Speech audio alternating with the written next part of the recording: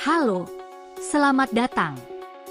Di channel ini, kita tidak hanya membahas penyakit, tetapi memahami bagaimana tubuh bekerja hingga ke tingkat sel, jaringan, dan sistem imun. Hari ini, kita akan membahas tentang demam tifoid atau yang dikenal sebagai tipus. Sebuah penyakit infeksi sistemik yang masih menjadi masalah kesehatan utama, terutama di negara berkembang. Disebabkan oleh Salmonella typhi, bakteri gram negatif yang mampu bertahan hidup di dalam sel imun. Penularan terjadi melalui makanan dan minuman yang terkontaminasi. Namun yang membuat tipus berbahaya bukan hanya cara penularannya, tetapi kemampuannya untuk menyebar diam-diam di dalam tubuh tanpa gejala yang langsung jelas. Dalam konteks medis, tipus adalah hasil interaksi kompleks antara virulensi bakteri dan respon imun host. Faktor lingkungan, sanitasi buruk, air tidak bersih, dan kebiasaan higiene rendah memainkan peran besar dalam penyebaran. Selain itu, tipus sering menyerupai penyakit lain, seperti demam berdarah atau infeksi virus, sehingga diagnosis sering terlambat. Inilah mengapa pemahaman mendalam tentang perjalanan penyakit ini menjadi sangat penting. Infeksi dimulai saat bakteri tertelan melalui makanan atau minuman yang terkontaminasi. Bakteri melewati lambung dan sebagian berhasil bertahan dari asam masuk ke usus halus. Disinilah proses dimulai. Bakteri menempel pada mukosa usus, khususnya di ileum terminal, menginvasi melalui sel M pada PRS paces.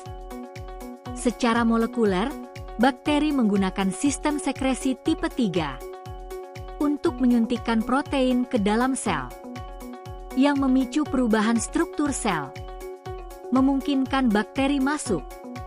Tambahan penting, tingkat keasaman lambung sangat mempengaruhi. Jika asam lambung rendah, risiko infeksi meningkat.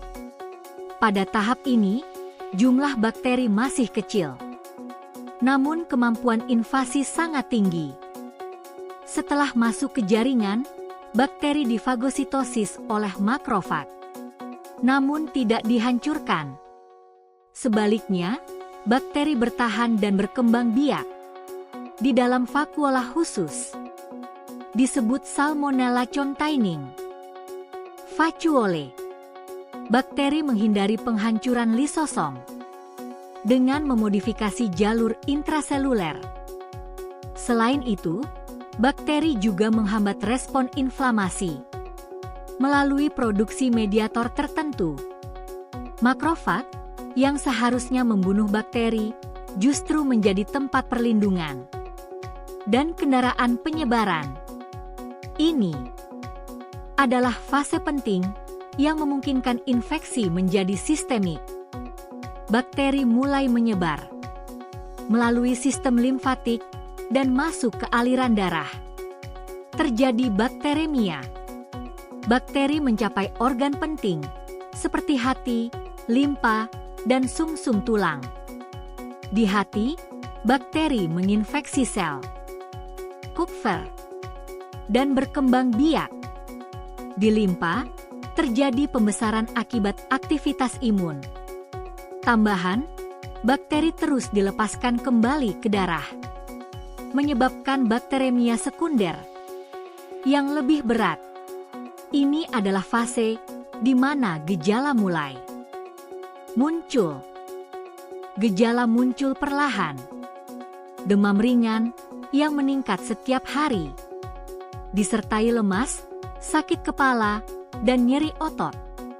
Ini disebut fase prodromal. Demam memiliki pola step ladder, naik bertahap setiap hari. Tambahan, sitokin inflamasi mempengaruhi sistem saraf, menyebabkan kelelahan dan gangguan konsentrasi. Gejala ini sering dianggap ringan, sehingga pasien terlambat berobat.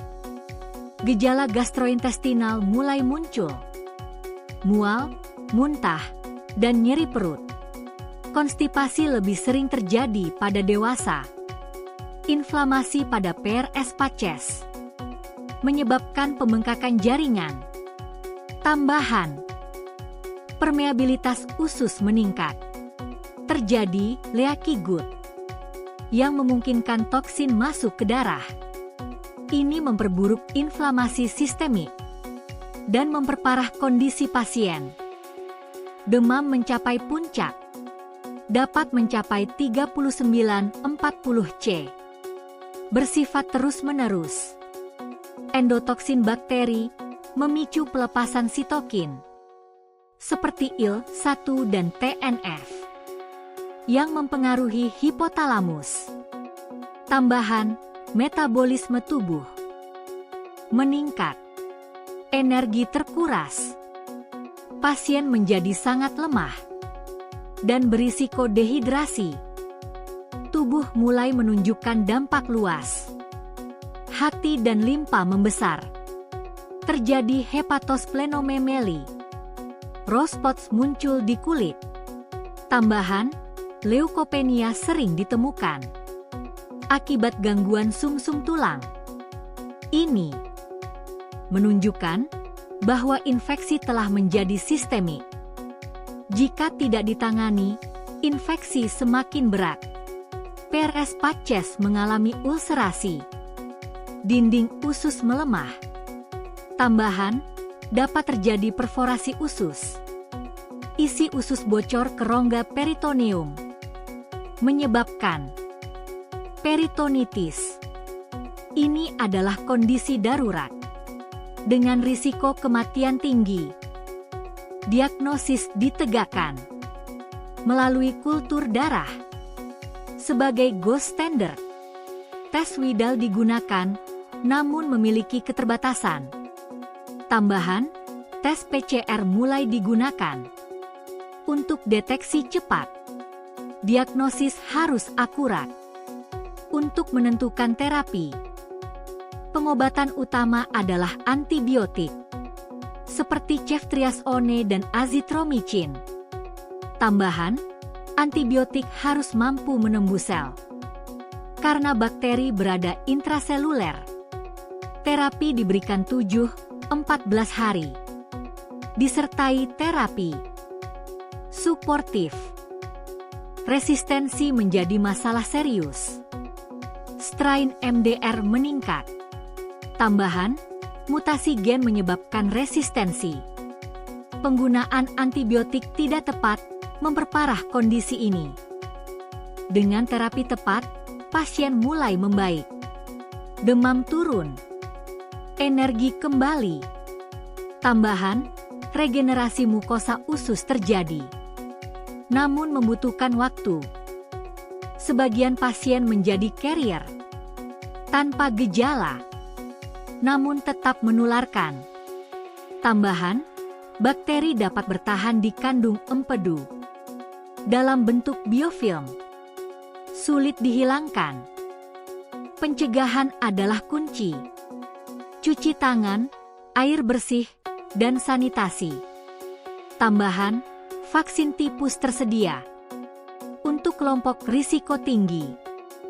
Tipus adalah penyakit serius, namun dapat disembuhkan dengan diagnosis dini dan terapi tepat. Tambahan, kesadaran masyarakat sangat penting untuk memutus rantai penularan. Tubuh selalu memberi sinyal, dan memahami sinyal itu adalah langkah pertama menuju kesehatan.